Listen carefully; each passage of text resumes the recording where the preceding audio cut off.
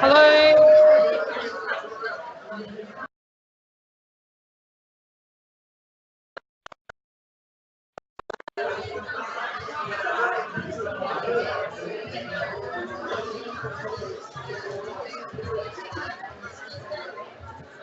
All right, we'll just get some of the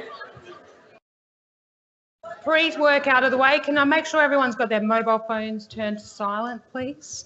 And also, just obviously, if there's in the unlikely event we have an emergency, just probably follow me, isn't it? No. But follow the procedures and we'll be fine on that event. Now, are we streaming yet? We're streaming off to the other site. So hello, Repat. Hello, Talbot. Hopefully you can hear me and we're all good. I'm sure we'll get a text if it's not working. So it's pretty exciting that we're actually streaming this event for the first time. I know of some people who are logging on from home and from their car. That's pretty embarrassing for me, but anyway. So I've been thinking about my outfit all week. Yeah. And I did think about my school uniform might have come in handy. The old private school girl comes out in terms of some things, but yes, at least I'm not the Duchess of Sussex or Cambridge, and hopefully I won't be in People magazine tomorrow. All right, we've still got some people streaming in. All right. But I did, Sue told me the other day that my thing is definitely, my special thing is my shoes. So I did make sure today that I wore my most favourite shoes. I can only wear them for this hour. That'll be it. After that, we'll be sitting down at my desk and I'll take them off. All right, still got some people filing in. Do we know whether we've definitely got people at Repat and Talbot? Yep, okay, we're good. Cool, great. So thank you to the IT guys for getting that rolling for us. Okay, I'm going to start by acknowledging the traditional custodians of the land that we meet on today, and their elders, the Wurundjeri people, and their elders past and present, and any Aboriginals here today, and particularly any Aboriginal women, because as with all of us, well, the reason we're here today is International Women's Day, 2019. So I think it's really amazing. I couldn't actually make last year's event because I was somewhere else, but I know that there was only one male in the audience last year, I believe. He's here again today. But we've got a few more today, so great, thanks for coming, because the international events,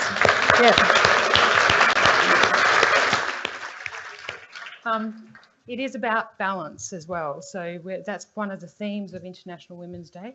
And I think that'll be something we talk about during the day. Now, I wanted to introduce myself. Most of you probably know who I am. So I'm Natalie McDonald, but yes, I'm a woman. And but we are going to follow with Ray. Who's not a woman. Who's not a woman. But that'll be in a few minutes' time. He's got to keep quiet until then. Yep. But I wanted to talk, rather than I'm Chief Financial Officer, but that's not who I am. And I know every woman in this room, every person in this room has had people that have impacted their lives. So I just wanted to talk to you about 6 people very quickly that have brought me to where I am today. Firstly, I wanted to recognise my deputy principal from my high school in Adelaide. She was Mrs. Ames, and she famously said to me one day when I was leaning against a wall when she was telling me something bad, "You don't lean against the wall when you're talking to Mrs. Ames." And that has stayed with me forever. And whenever I accidentally start leaning, I think Mrs. Ames has got me standing upright. But in her memory, well, she's actually alive. She comes to every event we still have. But she, in memory of private school, I did make sure I packed a spare pair of pantyhose today.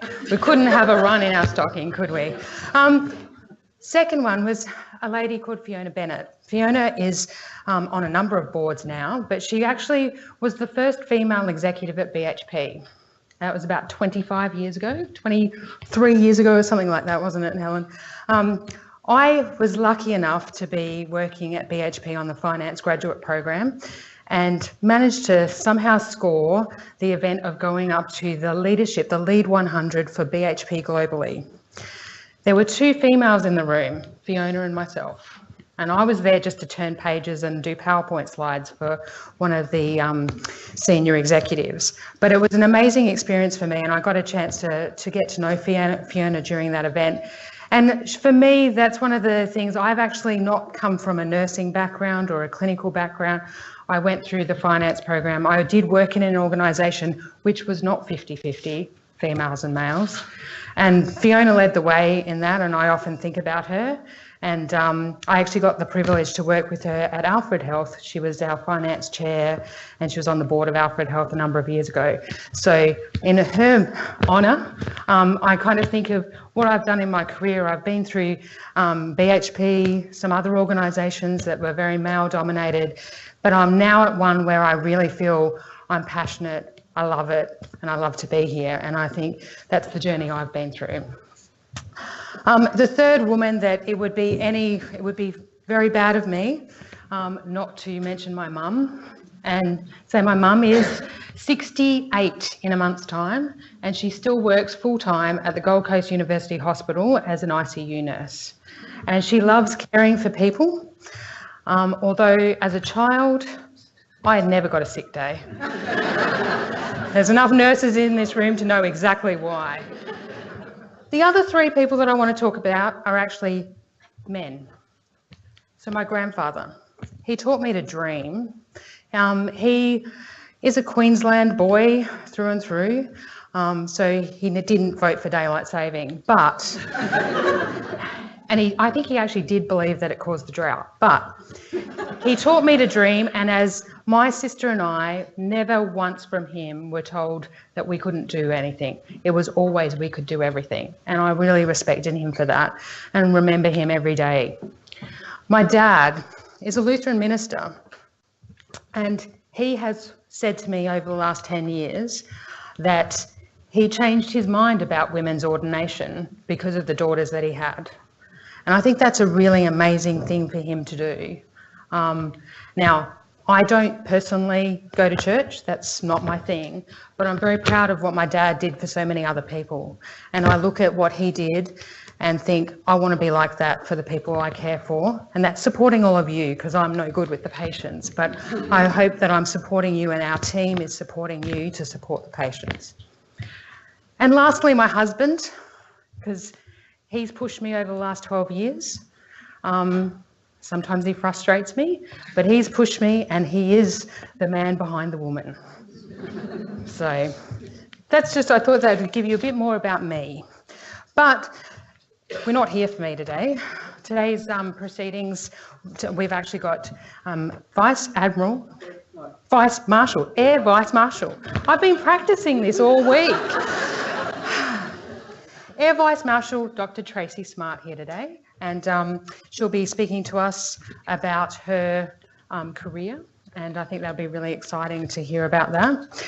We'll also be handing out some amazing awards to some amazing women, and can I just say, I know Ray's going to say it as well, we were overwhelmed with the number of nominations we got this year, and I think it's really exciting that we got that many, and it'll be really interesting to recognise all of the women today. It's a really important event. It's an opportunity to recognise and celebrate women and our remarkable achievements, and Austin Health has so many amazing, remarkable, intelligent women working for us every day. We've also got some men who are doing exactly the same thing as well. They keep us honest, don't they? But it's fantastic that we can have a more inclusive environment. And again, thanks to all our male counterparts to coming to support us today, because it is about balance. I think, you know, I worked in situations where I was the only female in the room. I'm now in an exec team where we're actually the other way. And you have to see all points of view. And I think it's great to be able to have input from very different people along the way. We're also celebrating women today, but we also wanted to just talk about the woman that founded Austin Hospital, Elizabeth Austin. So she founded the Hospital for the Incurables in 1882. I've been practicing all this, so hopefully I'm a little bit nervous. I'm not normally nervous, but yes, so she felt that everyone should have access to safe, dignified and high quality care. And, you know, that's the things that underpin our values today. We want to have safe care. We want to do it as a team. We want to really look at what we do in terms of our vision. And, you know, so Elizabeth really created that first culture for us. And I think it's an amazing thing to continue to think about. And it's all about changing lives for the better. So I'm going to stop talking now in a second. I'm now very excited to introduce another inspirational woman, Air Vice-Marshal Dr. Tracy Smart. Tracy has enjoyed a long and decorated career in the Armed Forces since she joined the Royal Australian Air Force in 1985 as a medical undergraduate. She served as a medical officer and then senior medical officer before becoming the first female commanding officer of the RAAF Institute of Aviation Medicine. In 2009, she was promoted to Air Commodore and undertook a succession of Director General roles with Joint Health Command, where she managed healthcare for defence bases across Australia. She was then promoted to Air Vice-Marshal, which I understand is essentially general. It's like a major general. Major general. Yeah, okay. Because Ray's been trying to school me in all of this week, but, you know. Yeah. And assumed the positions of Commander, Joint Health and Surgeon General of the Australian Defence Force. Tracy's generously given up her time here today. We weren't able to get across to REPAT and take her around, but we did go down to ED and to the PEDS ward so she could have a look at where we are. And I'm really looking forward to hearing your insights today. So please give Tracy a warm welcome.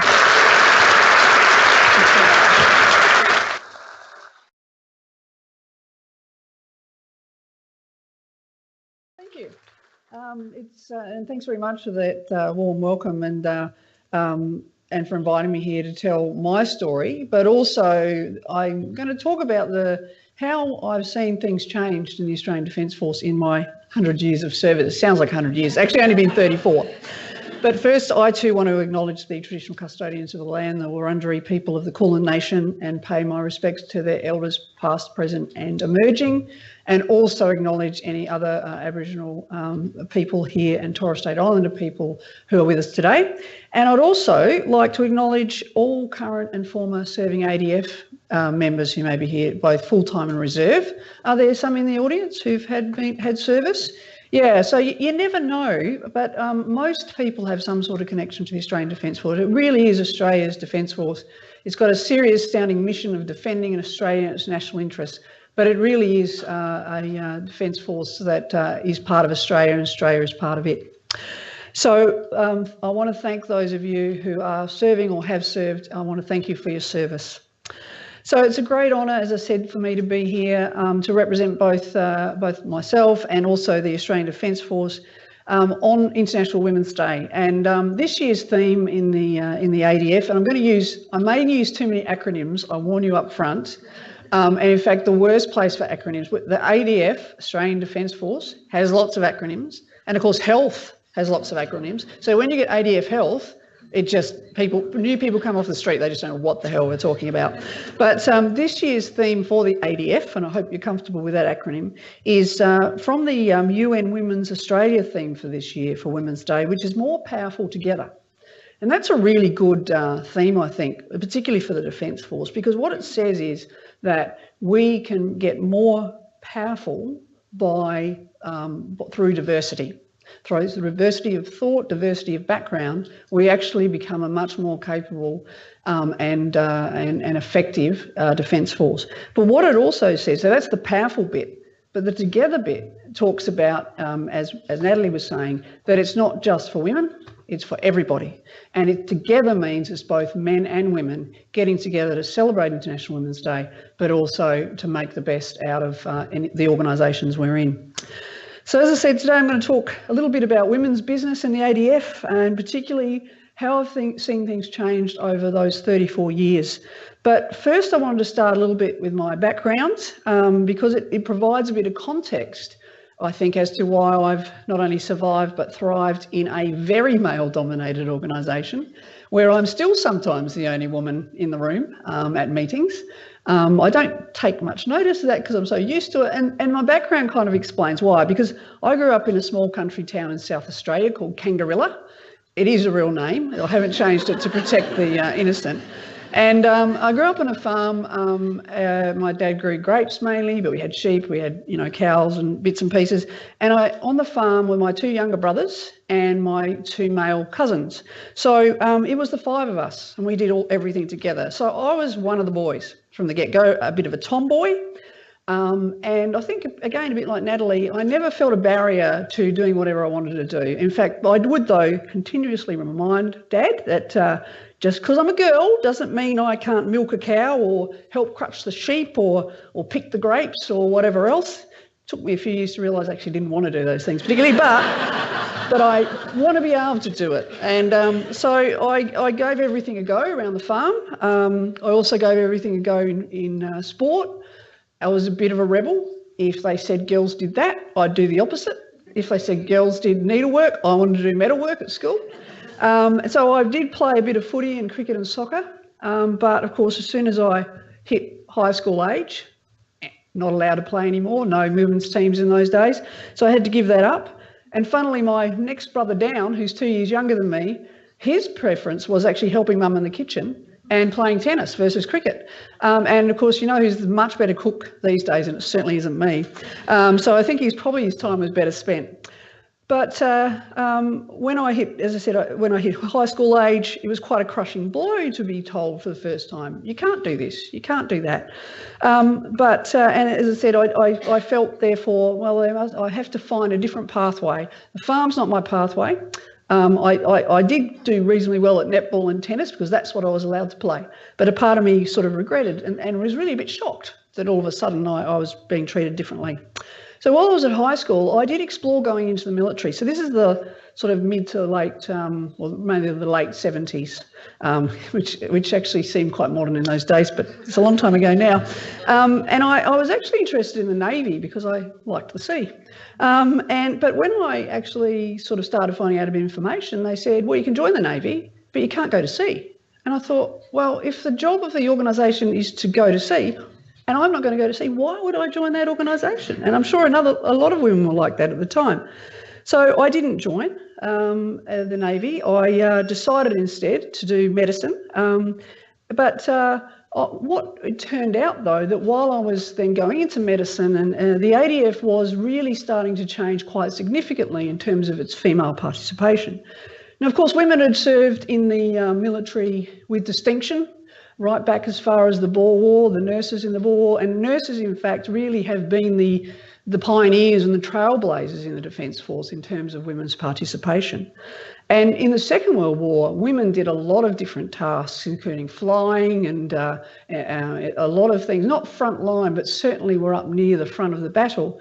And in fact, in other militaries, because aviation medicine is my passion, I guess, in the Russian military in World War II, they were running out of blokes. So they actually had female fighter squadrons and bomber squadrons and night bomber squadrons, totally female.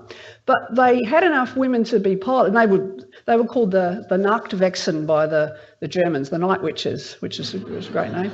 But they were really very powerful and successful squadrons.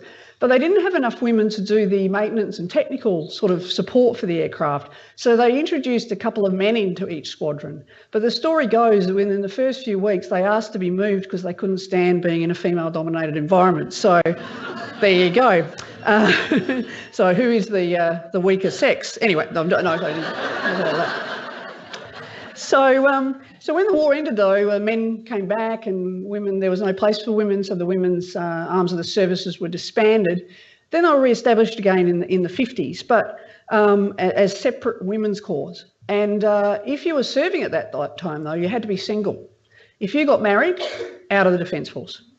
And then when they changed that and said you can continue serving, if you got pregnant, out of the Defence Force. So it really did come from a very low base, if you like. But by the late 70s, the Air Force was the first service to say, well, why do we have a separate women's service? So they started to integrate those services. And importantly, at that time, women became mainstream in the Defence Force, and they introduced equal pay back in the 70s. So we went from this low base to actually being pretty forward-leaning. The Navy was a bit slower to allow women to serve, but they did, by 1983, they did allow women to serve on ships, but they didn't disband their separate service until 1985. So that was what was going on in the background as I was going in through uni. But I didn't I'd forgotten about Navy, put that behind me, but I was going to medicine, started in 1981, the traditional 6-year course.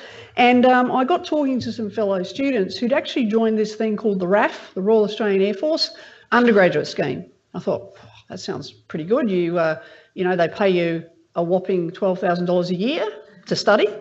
They paid a lot of other expenses. I could quit my couple of part-time jobs, but it meant you had to give a few years back when you finished. So in my case, it was 3 years back of service, and then you could leave.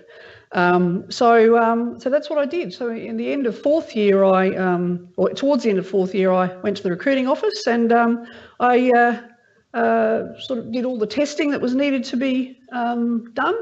My mild asthma was a bit of a problem, but we got through that. But my gender wasn't a problem. There was no suggestion that I shouldn't be joining up. I thought, okay, things have changed. This seems right to me. Interesting, I also had to pass a psych exam. And years later, I saw what their conclusion was, which was that I was a reasonable short-term prospect. So that was good enough. It was only 3 years, you know, so they let me in. So while I finished my last, because that was in February 1985, so I was in 5th year medicine, and I didn't have much to do with the Air Force over those years I was studying, but just a couple of trips to bases, went down to Point Cook and other places. But even while I was still going there through the end of uni and was joined up, there were things changing in the ADF. So in 1986, our ADF Academy, ADFA, admitted women for the first time on the same courses as men. And in 1988, our first female pilots graduated in the Air Force. So things were really starting to move. But when I entered full-time service in 1989, I was posted to RAAF base Amberley in Queensland. It was still an era where there were a lot of restrictions around. And the percentage of women then, I think, was around 11% of the ADF.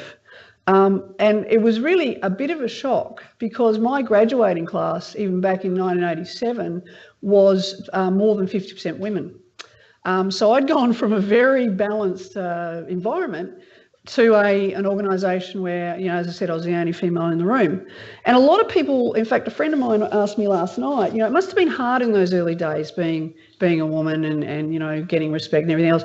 And to tell you the truth, for me, it wasn't. And there are a number of reasons I think that was the case. It was different for everybody. So I think maybe it was some luck, but I think there are also some other factors. And that was because I was a doctor and an officer, I immediately came in empowered to some degree, as opposed to a person who's, you know, not an officer and going into some other areas. So, and I also, because I was a medical officer, and this is an interesting part of our culture, I'm one of the few people who can tell pilots they can't fly. And so seeing our warrior tribe in the Air Force's pilots, they had to keep on the nice side of me. So that was really good. But also it's because I was one of the guys. Now, there's been some people who say that's terrible, you know, women shouldn't be one of the guys, we should bring our diversity, and I agree with all that. But I think it's just that a lot of women in the, you know, when they've been in male-dominated environments, have had to put on an act that they're one of the guys, and they've had to behave in a way that wasn't natural to them, which can cause a lot of stress and, you know, internal rumblings. But for me, it wasn't an act because I'd grown up on the farm and I was a tomboy and I was one of the guys, and I really enjoyed it a lot. I was used to blokey behaviour and would slap them around if they went over the line, and they took that. And it's like I had all these big brothers, so we'd be going out to, you know, at night to places or on the base. And if someone stepped over the line, all I'd have to say is, guys, this guy just said this to me, and that was it. He was in big trouble. So I felt very protected by my tribe, my warrior tribe. And of course I had dirt on all of them, so that was good. The other reason another reason why I think I got a relatively, positive experience is because I'm a doctor, I'm also a non-combatant. So I went into the service knowing I was not going to be a fighter pilot or go on the front line as a soldier. So I never aspired to do that, because by this time I believed that I could get a satisfying career, which I have, in an area that I'm passionate about without doing those roles. So I wasn't threatening to the warrior tribe, the tribes. I didn't feel restricted, because as a doctor too, you might not be able to go hand-to-hand combat with the enemy, but you could go to some pretty dangerous and interesting places. And none more so than in 1995, when I ended up in the middle of Africa in Rwanda on a UN peacekeeping mission. We saw a lot of terrible things over there. We had to deal with very life and death situations. That's a cliche, but we actually, for the first time, had to decide to let someone die because we didn't have the resources available to treat them. And so that was a very, in some way, for many people, a very traumatic experience. For me, it was an experience, I think I experienced post-traumatic growth from going through that situation. That's what I joined for, is to go out into the world and practice medicine in that context. So it was very positive for me, even though it was a dangerous mission. And of course, a lot of my colleagues have had long-term mental health problems as a result of that deployment. And the final reason why I think my path was relatively smooth is that I was also in the most female-friendly, and in terms of numbers, area of defence, which was health. So we had the nurses, a lot of female nurses. We gradually had more female doctors. So we kept the statistics up for the rest of the Defence Force in many ways. So from that point of view, there's an expectation, because it's a natural woman's kind of role in health. So, and of course, I did do a number of firsts. We heard about the first CO, and I'll tell a story on that in a minute, but I was also the first chief instructor in aviation medicine in both the UK and in Australia, because I did some on-the-job training after I'd done my training over there. But as the first female CO of the RAAF Institute of Aviation Medicine, it was where I kind of realised that I might have been pushing the envelope a bit, because I got into the job. I was a wing commander then. And one of the first invitations I got to go to, it was a parade for the cadets. It was addressed to Wing Commander and Mrs. Smart. And I had a very witty flight sergeant who worked for me in my orderly room as one of my administrative assistants. And he wrote a response letter that said, "Thank you very much for your kind invitation. Unfortunately, my mother and I are unable to attend." So he certainly got it. And then during my tenure there, we got the privilege of being presented the Governor-General's banner, which is like Queen's colours. So it's for units that have performed meritoriously over a long period of time. And we were inviting back all the previous COs to be part of that if they wanted to. So the first ever CO, and this is from about 1956, he was CO of the Institute, he rang up the flight sergeant and said, "Oh yes, I want to speak to your CO." And my flight sergeant said, "Oh yeah, I'll put you through to her." So I picked up the phone, Wing Commander Smart, CO AvMed, and he said, "Oh yes, dear, I'd like to speak to your CO." And I said, yes, I am the commanding officer of the Institute. I was getting, and then he said, oh really? Oh, you must be the first woman. Good on you. So he really recovered very well. And I thought it was, yeah, that was acceptable. And I actually, a few years ago, I met Nancy Bird Walton, before she passed away.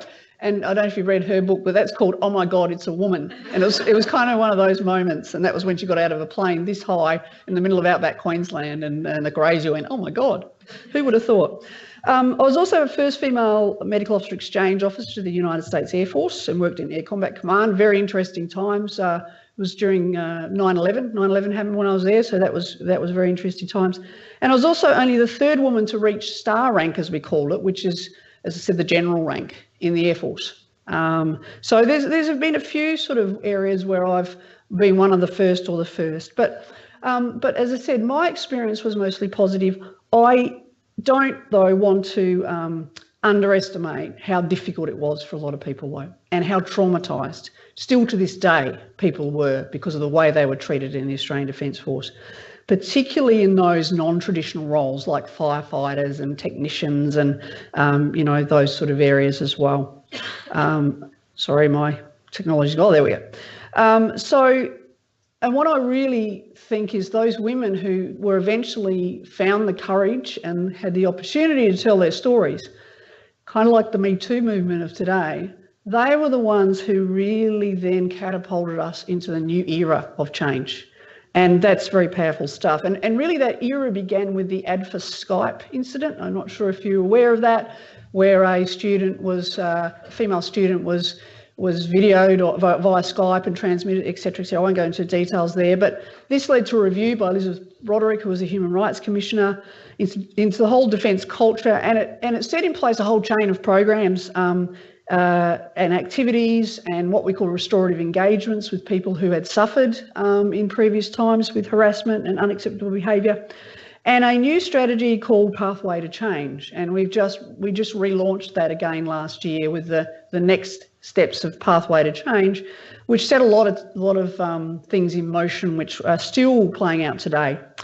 But I think out of that, the most powerful thing was our senior sirs, as we call them, because they're all sirs above me, as senior sirs right up to the chiefs, actually sat down with some of these women who'd been damaged by the service and heard their stories. And it was one of these moments like, oh, really? Because we all love the Air Force, we all love the Defence Force. We think it's a great organisation, but to hear what went on, I saw our Chief of Air Force almost go pale, telling the story. You know, it was a really profound moment for them, and it made it real, which was great. And I think as a man, they all then committed to the change. They led that change, and then other people were able to follow that change and go forward. The second catalyst was the Jedi Council incident in 2012, not the Star Wars version, but another version where some people were sharing pictures of women and commentating on who they'd gone to bed with and all that sort of stuff. And that, of course, led to about, I think it was 10 people were fired, like almost on the spot, and 150 were sanctioned due to inappropriate behaviour. And of course you might have seen the Chief of Army then, David Morrison's speech that went viral and really catapulted him to Australia of the Year a few years later. And particularly the line he said, the standard you walk past is the standard you accept. And that also called out the bystander, you know, as in all of us need to be on the watch, because there are always bad apples in every bunch. We all need to be vigilant. And the consequences, as I said, have been quite extraordinary. It's not only those just for women, because some of the people damaged were men, but it's also been diversity writ large. So it's been, you know, Indigenous personnel, it's been people from different multicultural and religious backgrounds, and it's also been in the LGBTI community, of which I'm a member within Defence. And in fact, last weekend I was leading the ADF contingent again in Mardi Gras in uniform. And that first happened, the permission to go in uniform happened in 2013 when all these big changes were heading off. And the reason the change happened, as I said, it was because we heard the stories, but there was a recognition that diversity in all its elements is absolutely essential to us getting the best out of our people. As I said earlier, it's about maximising operational capability. These are the words we use, you know. The US say maximising lethality, but that doesn't work in the health world particularly well. But, you know, maximising operational capability. But it's also because we need to be an employer of choice. We need mums and dads to be happy that their kids are joining the Australian Defence Force, because we need an Australian Defence Force, at least in the world we live in today. So we need to keep up with society. We need to not lag behind, as we were lagging behind back when I first asked about joining. And the other reason is because our people are our capability, and it's the right thing to do. And that was very much part of this. We want all of our people to feel safe, empowered, and all of those things. And as I said, last Saturday night, I led the Mardi Gras parade again, and this is, I'm going to read this out. This was a tweet that the Deputy Chief of Army put out while we were marching. He tweeted a picture of the Army members in the contingent holding rainbow flags. We'd never taken pictures with any rainbow flags before. That was all a no-no. He asked for it to be taken. and said, as head Army people, and this is, Major General Tony Rawlins, Deputy Chief of Army, as head Army people, I've no doubt the cognitive capability of the Australian Army is built on the diversity of our people. Every team member brings a unique perspective that enhances our fighting capability. I am proud of all our soldiers and officers. Thank you for serving our nation. Very powerful stuff. And of course, everybody's going, look at this tweet, Deputy Chief of Army. But the other thing about this, though, has been really interesting is that not everybody agrees. Not everybody's been supportive. We see newspaper articles all the time that we are too diverse, that we're more interested in diversity than fighting capability, and that the diversity has weakened the ADF. Now, this is obviously the more extreme right-wing sort of critics, but they're out there. Thankfully, our chiefs don't listen to them, and when we plough on as we go. But even, I think it was 2 weeks ago, a former serving member who was actually kicked out because of some of the comments he'd made in response to a piece that talked about our rate of sexual harassment increasing last year, which of course could be because more people are reporting and everything else, could be a lot of causes. But he said, no, it's because there are too many women in defence now. Like, this is 2019, so it's still out there. But again, we respond to that in the normal way. The people are our capability, go away. You're stupid. But as I said, this hasn't stopped the progress. We've continued on, and I'm going to read some stats out on how things have changed. Now, I said that it was about 10-11% in the Air Force. It was only about 7 or 8% in the Army. And overall in defence, it would have been less than the Air Force, because the Air Force has usually had more women. But it's now the highest ever. 18.3% of the Defence Force is now female. 30% of our new recruits are women. For serving members, it breaks down. So full-time serving members, 21.3% in Navy, 14.4% in Army, and 22.8% for Air Force. And that means we're well on our targets, which was 2023, we would be 25, 15, 25. So we will, I think, get to those targets well before that. Last year, 16.7% of our deployed troops, so deployed on operations, are women. Is up from 14.5% just the previous year. And this is not just for show and to get the stats up, but a big part of what we've embraced is an agenda called Women, Peace and Security. And some of you might have heard of this. But what it means is there's a recognition that when we go into war zones or post-war situations, when we go into disasters, it's often the women, depending on what country it is, but the women have an important role to play in the peace process, in the rebuilding process, but often aren't given the voice to do that. So by putting more women in our deployed forces, it not only gives good role modelling behaviour, but it means these women will talk to women, break down some of the barriers to get their ideas about how we can help them rebuild. So it's a very positive thing. It's a UN initiative, but we've really embraced it in the ADF, and we mean business in that respect. All the positions are in the ADF were fully open to women back in about, I think it was 2013 or so. That has been a gradual change, but a very positive one, obviously. So you can now, as a little girl, go into any profession in the ADF. Frontline soldier, fighter pilot, drive a ship, anything you want to do, if you've got the physical and intellectual capability to do it, because not everybody's the same. In the Air Force, we've increased our female pilot numbers. I said we had 2 when I came in, to 257, with 121 in training. And we now have more, because I was the 3rd female star ranked officer. I don't even know how many we've had now, because we've stopped counting, which is a really good thing. We've got a very strong gender diversity strategy in Air Force. Involves mentoring, something called a Women's Integrated Network Groups, or WINGs, Air Force. So all around the Air Force bases, groups of women and men, it's not just restricted to women, get together, get people talking about gender issues, etc., etc. Scholarships for budding female pilots, special camps for young girls to come onto the base and see what it's like. And I don't know if any of you went to the Avalon Air Show last week. It was 40 degrees and horrible on the weekend, so I probably not. But they had a whole STEM, science, technology, women in STEM sort of display there. And the lead character in the promotions, animated film and everything, was a little girl called Jasper, who's in primary school, who wants to be a fighter pilot when she grows up. And so we're now realising if you try and get the STEM stuff in high school is too late. It's the little girls that we have to try and influence. So that's Air Force. Army, it hasn't dropped its physical training standards. The standards are the same. Some defence forces, Israeli defence forces, have actually lowered their standards for women. I don't agree with that. You need to be able to do your job safely and effectively. But they have not dropped the standards, but they've actually re-looked at all their physical standards and says, what do you need to do this job? Not some random, you've got to carry 80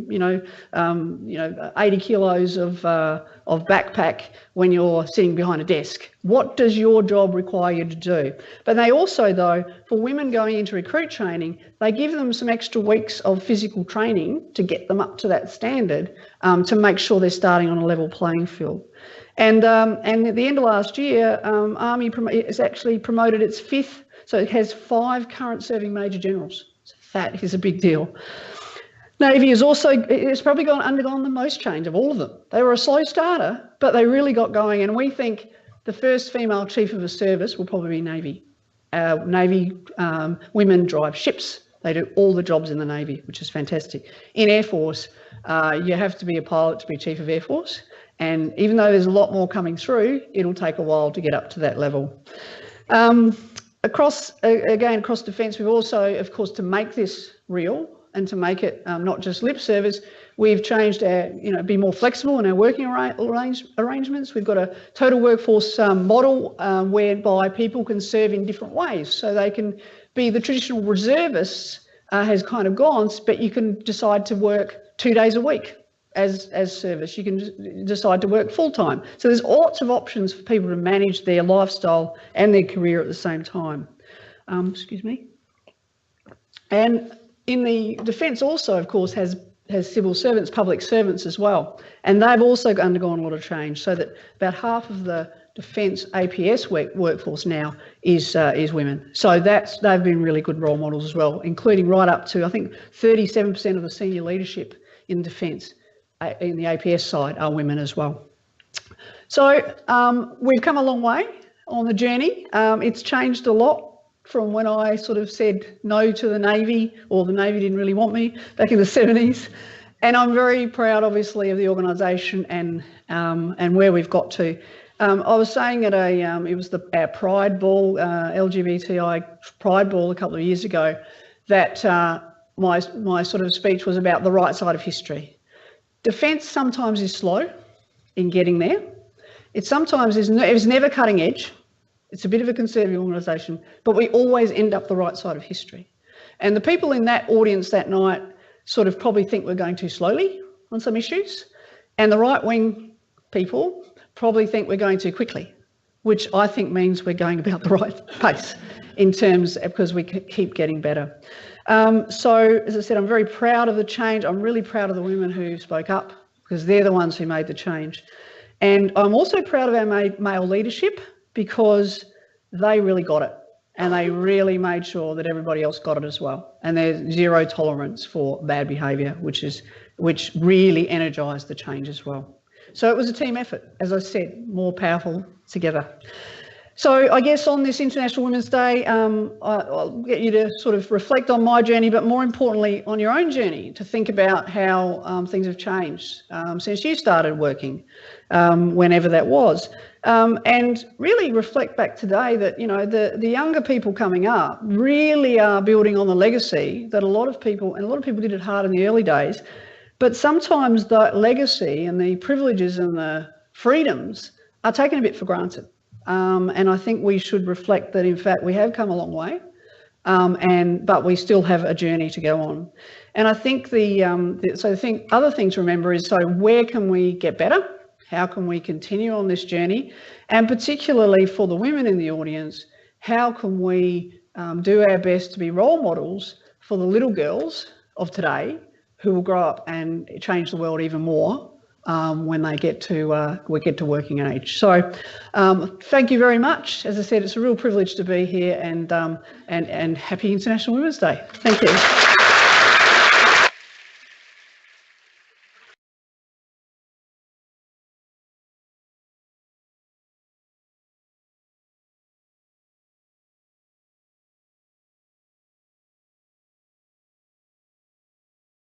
Okay, thanks Tracy for that inspirational speech. I think for me the themes around diversity and togetherness is actually really critical, and I think it's things that we can take into our own organisation. I'm a little bit worried that we might have a whole group of women who want to go work for the ADF now. This wasn't recruiting. And if Bernadette's anywhere in the room, she's going to block any nurse from going, okay? We need to keep our nurses here. But it's great, amazing stuff that you've been through. And I also echo, when I first started 24 years ago at BHP, I didn't want to think about being the only woman in the room, because I thought, no, I just want to be equal. I don't care. And I didn't sometimes realise how much other women had done before my time.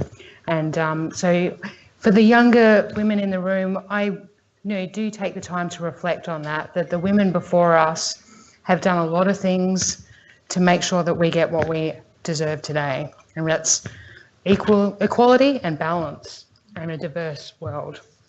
Now we've got some time for some questions, or one or two questions. Yep. So do we have any questions from the room?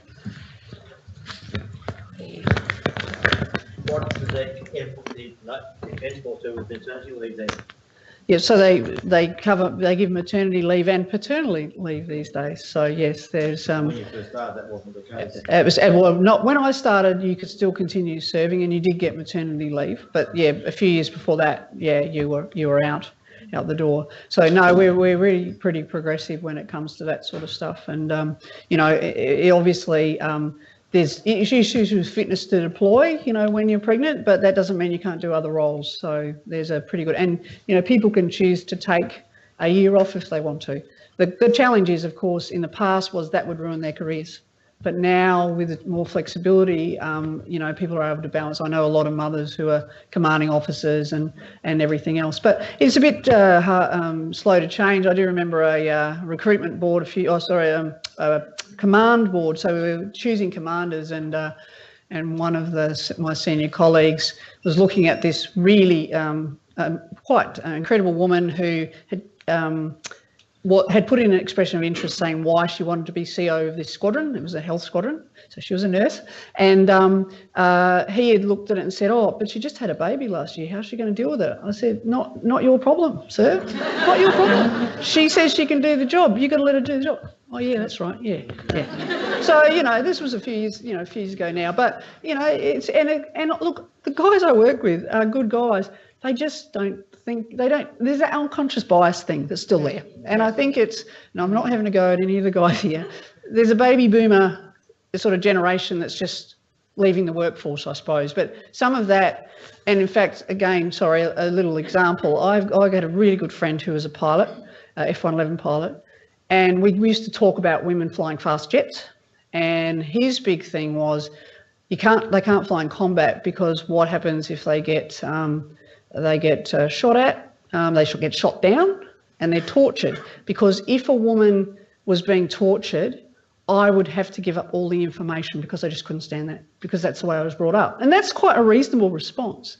But the thing is, well, you've got to realise the woman wouldn't be there if she hadn't accepted that risk and hadn't been trained for that risk. So it's not meant in a bad way. It's just sometimes you have to remind them, of what it means. Yeah. Absolutely. God, she was back just up the day after or something. Yeah. Amazing. One more question. Any more questions on at the back? Jarrra? I was wondering, who are the people that you look? Yeah, it's interesting, because I really haven't had a mentor. I've been a bit of a loner. So my big hero was Xena Warrior Princess. It's a good role model to have. And in fact, one of my nicknames or my sort of handles was Warrior Doc. So one of the fighter pilots said to me, "Oh, Senior Warrior Princess, what are you, Tracy Warrior Doc?" And I went, "Yeah."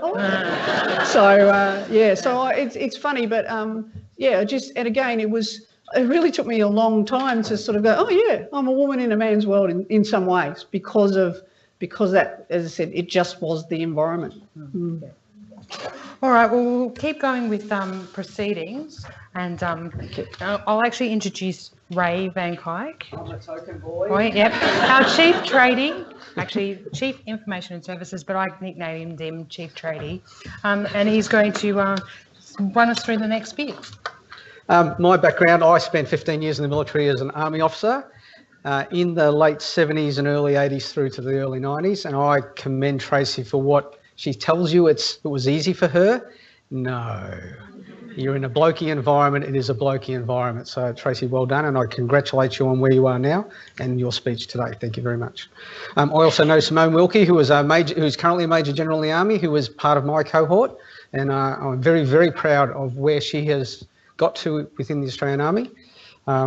Recently, I was in a work environment where there was a 95-5 imbalance. Do you know where that was? Any ideas? Here. Yeah. I was the only male in the clinical executive. I spent 15 years in the Army. I then spent the best part of 10 years in and around Vic government, and then 10 years in the transport industry. I'm used to male-orientated environments. And I look at you and I'm so proud of every single one of you. All right, so that's not about me today, and it's not about Tracy. It's really about the very special people that we want to congratulate today in terms of what they've brought to our organisation in terms of their presence as women. I'm sorry, I don't like reading. We're going to have to read some of this because it does include commentary from those people who have represented these individuals. The quality of the candidates that we have received was exceptional. To then narrow that down to 5 award recipients is nigh on impossible, but we've tried. What I'd like to do first is recognise all of the nominees, and what I would ask those people to do is stand, and once I finish naming them, a round of applause from the group in terms of those nominees. They are as follows. And we'll give out, there'll be certificates and gift bags for you at the end. We'll give them out at the end of the event. As I said, I'm the token male.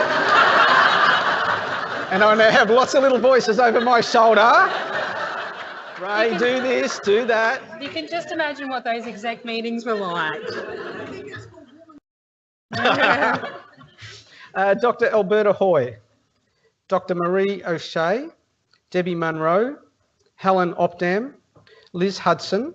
Don't forget to stand up if you're here. Nicola Cowling, Louise Lee, Genevieve Jepson, Suzanne Johnson, Kirsty Tranter, Beth Dunlop, Naina Ben Dana, Michelle Gaser, Anne-Marie Joski, Ruth Townsend, Benedict Ramos, Fran Pearce, Margaret Dovell, Nikki Shelton, Sylvana Nittoli, Professor Sonia Grover, Christine Keating, Catherine Kelly, Sue Burney, Dr. Simone Taylor, and lastly but not least, Louise Watmore. Please join with me in a round of applause.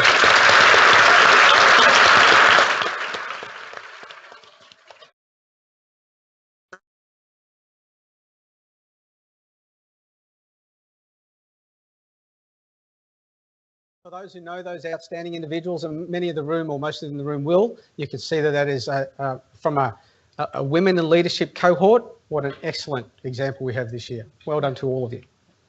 I'd like to now congratulate our award nominees. Firstly, Cath Bradley. Cath, if you'd like to join us.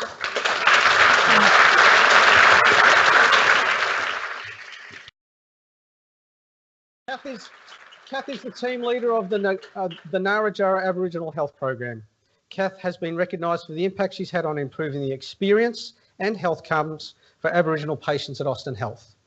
She works tirelessly and selflessly to create a culturally safe environment, working directly with patients to develop trust, rapport and respect in creating a safe environment where Aboriginal patients are more willing to access the quality of healthcare they need and deserve. To quote Jacob Nelson, who works closely with Cath in the team, "This is an individual who is directly responsible for improving and saving the lives of a community that frankly aren't even truly aware she exists. The level of love, compassion, respect, dignity, wisdom, patience and experience cannot be overstated with Cath. I'm privileged and honoured that a person with such gifts and wholesomeness has dedicated herself to so selflessly to a cause that means everything to me. Cath, congratulations.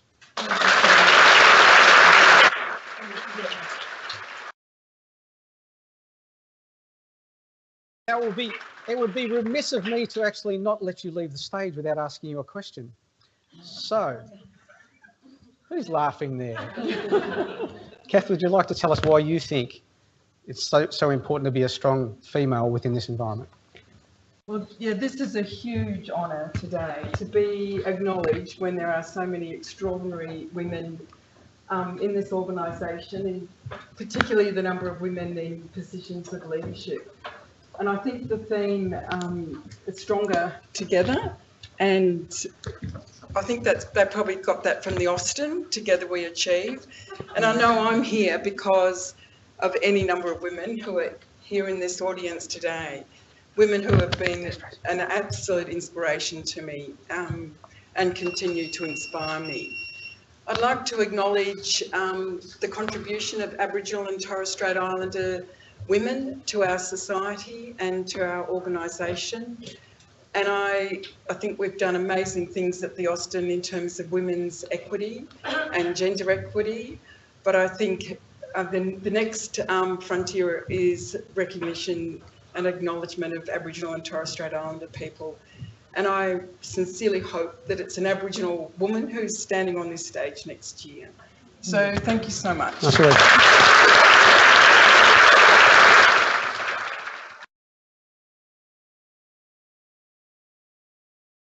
During her astounding 60-year career as a speech pathologist, Mary Buttifant, has witnessed and contributed to extraordinary changes in the speech pathology and allied health professions and the role of women in the workforce.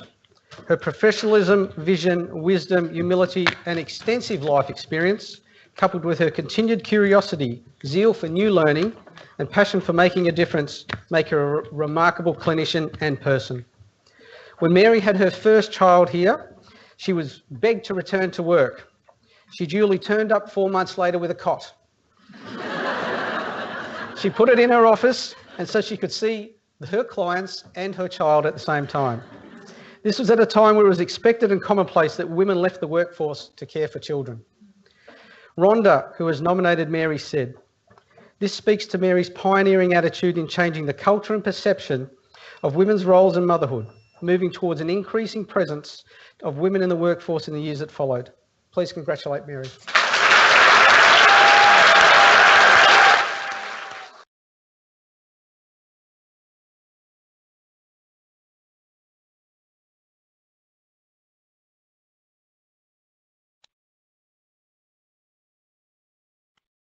And Mary, maybe a simple question but hard to answer. What have you seen in terms of the changes in terms of females in the workplace over the time you've been here? I think the most outstanding thing is the respect. I've worked, as I've said, 60 years. And that cot actually came, when I was working, the cot came into it. The person in charge, the doctor in charge, was a female.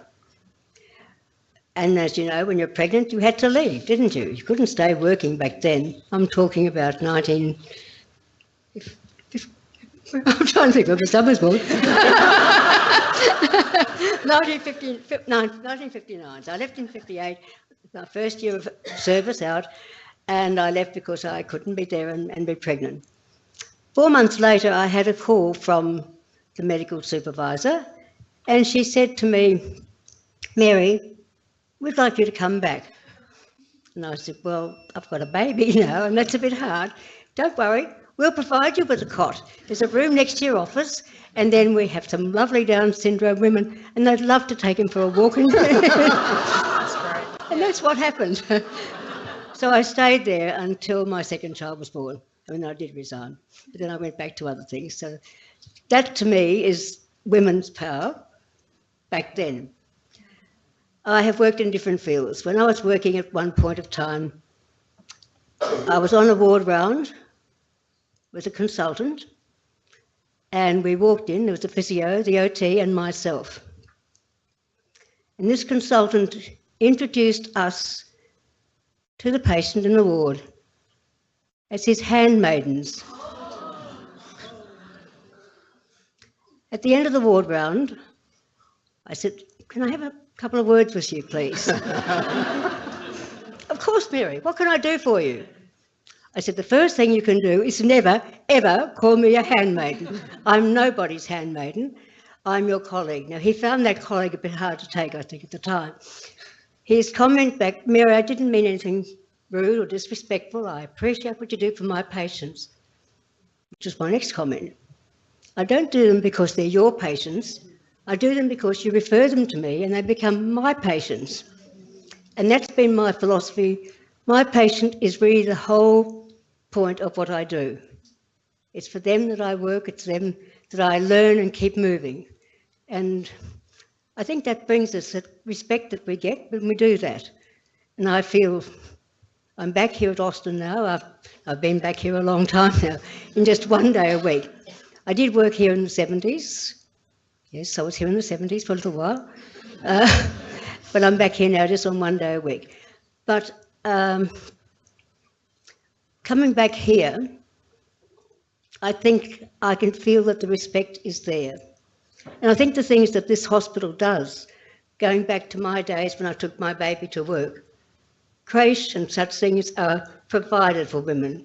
So they're welcome back, they're accepted back into the force, and they are allowed to continue growing and developing and giving of their gifts, whatever their profession may be. I think that's probably what I would think is the most. Yeah. Thank you, Mary. Thank you.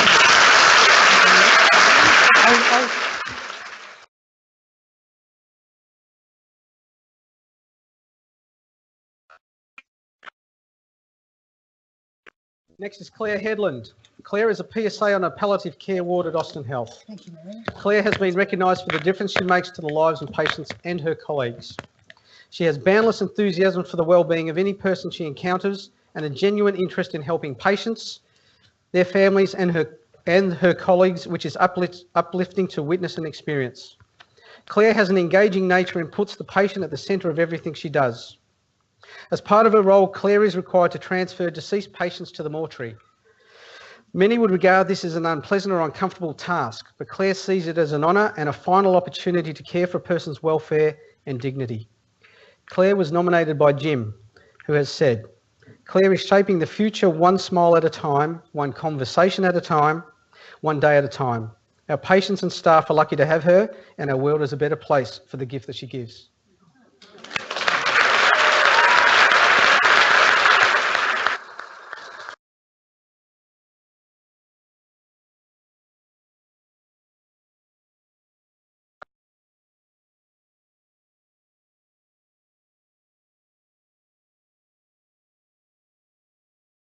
Clare, would you like to share what this award might mean to you? I have been rehearsing this in my head for many sleepless nights. I know what you feel like. Yes. I don't have the words to tell you what this means to me.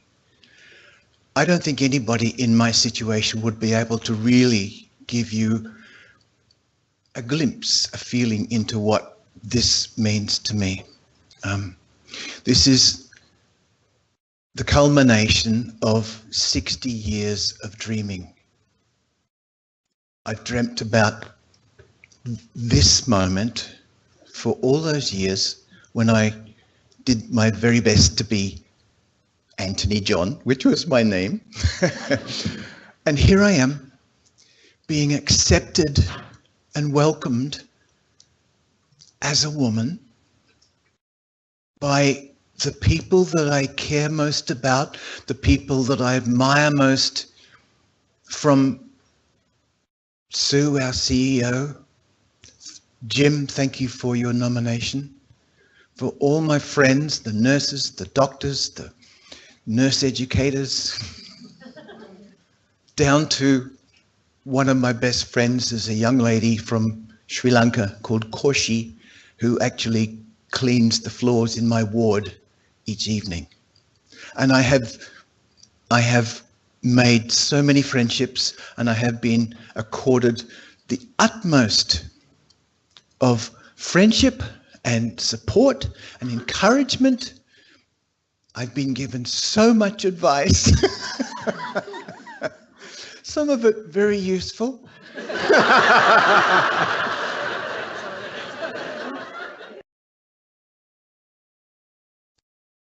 But for me, this is like the most probably beautiful moment of my life.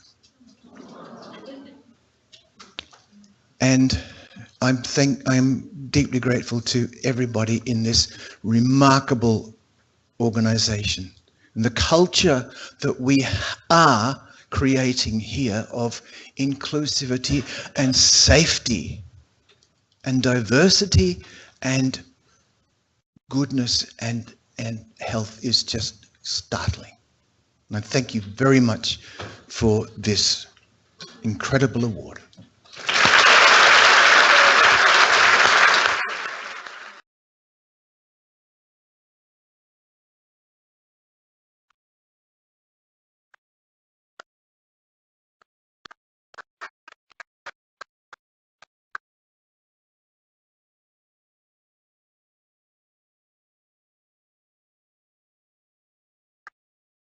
I know we're running slightly late. We do have two more, so I would ask if you could stay, please do.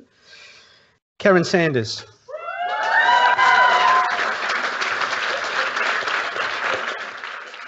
I don't think I need to say any more. Karen is a cardiac nurse who for over 30 years has inspired her colleagues to improve the lives of cardiac patients. Since she started as a trainee nurse in 1981 at the Royal Melbourne Hospital, Karen has made her mark in cardiac nursing, culminating as Australia's first nurse endorsed as a cardiac nurse practitioner in the management of acute coronary syndrome in 2014. Karen is involved in clinical nursing research and is invited to speak at many cardiac forums across Australia. She's regarded as a wise and generous teacher and acts as a mentor for both junior medical and nursing staff. She never fails to prioritise patient care and is diligent and dedicated to achieving the best possible patient outcomes. Omar Farouk and Carolyn Naismith said, "We should celebrate women like Karen, who approach their work with good humour, care and grace. In the words of one of our senior cardiologists, that Karen Sanders is a magnificent woman." I don't know if that's a good or a bad thing, I'm not sure. I think for a cardiologist to say it's a pretty good thing. Yeah, please congratulate Karen.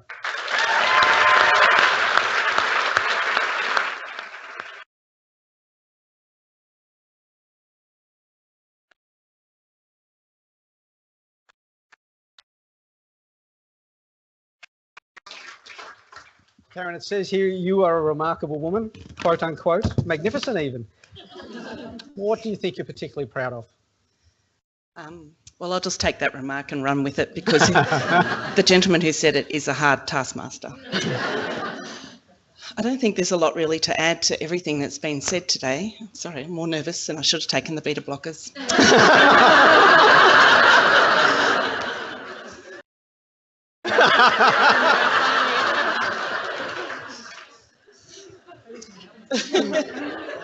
Doctors, they're not always as helpful as they could be. Sorry. I was just going to say though, nurse, have you got a pen? Actually, I have. Sorry, Ray. Back to your question.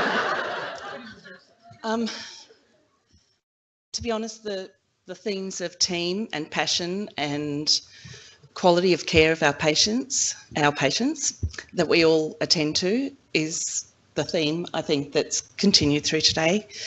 I find something like this sitting very uneasily with me. Sorry, just go to my words. Because my team would say I'm not often lost for words. But it does sit uneasily with me, but I'm really proud of the opportunity I have to work with my colleagues to care for our patients. For me to stand here today as a cardiac nurse practitioner took a bit of work.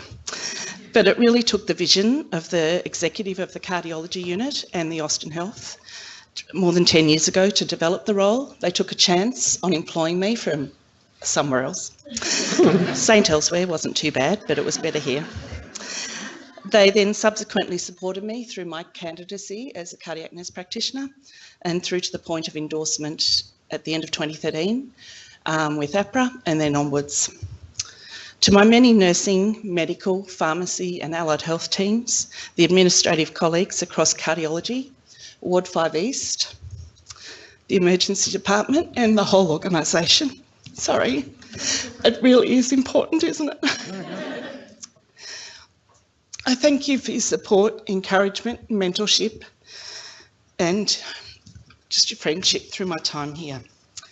Family support's also been important, but I often introduce myself as Karen. I'm a nurse that works with the cardiology team, but I'm very proud to be a cardiac nurse practitioner at Austin Health and see the support for advanced practice nursing roles and the difference that all of us make across various disciplines to our care of our patients, and I'm particularly proud to say I work with the cardiology team. I thank Omar and Carolyn for their support for the whole time I've been here. Wei Chen wants me to acknowledge that he was my first resident and he still hasn't left the department 9 years later. To the current residents, current registrars and all that have preceded you, thank you. To the nursing staff every day, thank you. And for everyone else that supports us in our roles as clinicians, thank you.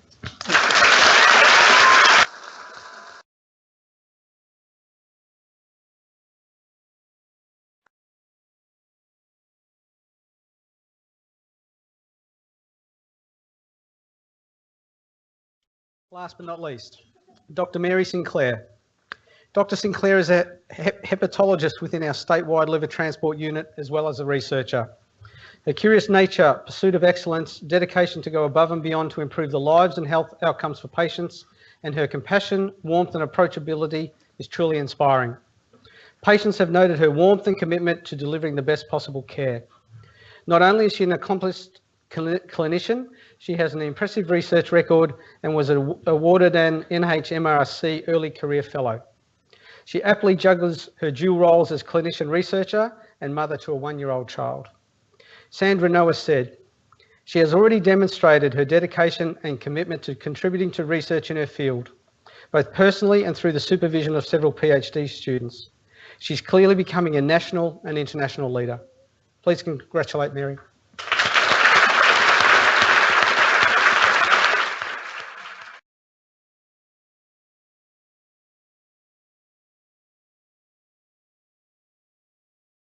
I know my most lovely wife juggles a career and 2 young children. Mary, research, clinician, children. Well, I guess that's exactly the point that I want to make. I don't think there's anything unique about what I do. So to all of you working parents out there, well done. I think a lot of it is just embracing chaos, to be honest. Yeah. When you're a parent, that is a full-time role that you are not paid for. And then there are other commitments, research, work, life, and I think there is no easy answer, and I'm not unique. So congratulations to everyone out there doing the same thing. I did not have a cot when I came back to work. That would have been very useful though. But I have been really lucky to have my daughter in the Austin Hospital Childcare Centre. And I actually think the director there was standing up here last year. So I think that's really lucky for staff members here at the Austin that we do have access to such an amazing centre for children. And I think I'm the product of all this change that's been discussed. So I haven't had to fight being a woman. I've been able to be treated as an equal, and I've never found my career has been impacted by being a woman. I've always been treated with respect, and I think that the environment that I'm in the liver transplant unit is fairly male dominated, and I was told I could come back to work whenever I wanted. If I need to leave early to pick up my child, that's okay. And so I've been really fortunate to be in this environment. So. Thank you. Please congratulate Mary.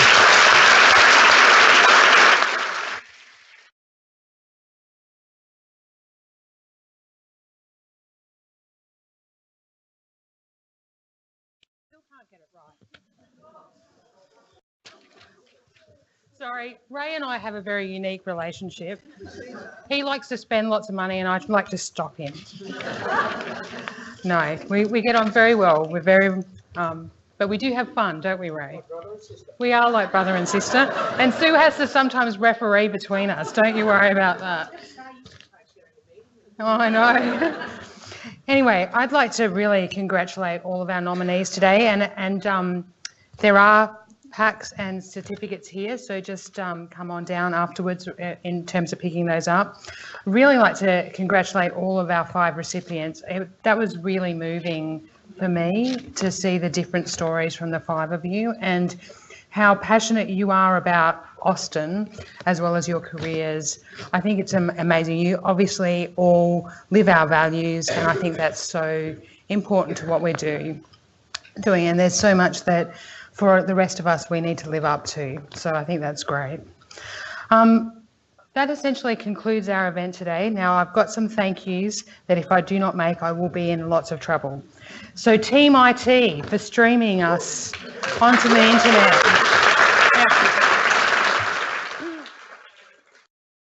I would like to be able to see what they've done. I don't think I can ever watch myself. So thank you for that. They were supported by our partners QTech, who've come in and make sure we've mic'd up and got it all sorted, so great. And our site champions at RAAF and Talbot, Vesna and Suanne, I'm hoping that you're still there watching us over there. And thank you, RAAF and Talbot, for coming along today. We'd also like to thank L'Oreal and Cafe Adamo for donating a lot of the gifts today, and we really appreciate that for both our nominees and our recipients. Finally, I'd really like to thank Air Vice-Marshal Tracy Smart, and I'll get that right this time. I think that your story was amazing and inspirational for all of us. And in token of our thanks, we've got a little bit of chocolate and an inspirational book for you about us. So thanks very much. Thank you.